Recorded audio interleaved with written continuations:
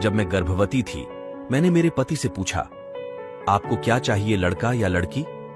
उन्होंने कहा, अगर हमको लड़का हुआ तो मैं उसे पढ़ाऊंगा, नई नई चीजें सिखाऊंगा, हम साथ में खेलेंगे, खूब मस्ती करेंगे। मैंने पूछा, अगर लड़की हुई?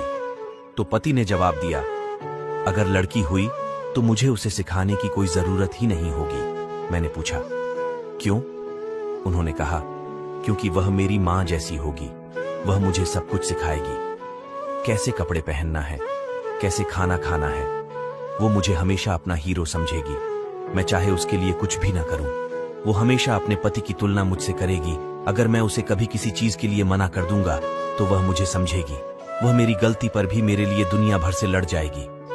वह चाहे कितनी भी बड़ी क्यों ना हो जाए, वह मेरे लिए हमेशा मेरी प्यारी गुड़िया रहेगी और मैं उसे जिंदगी भर प्यार करता रहूंगा।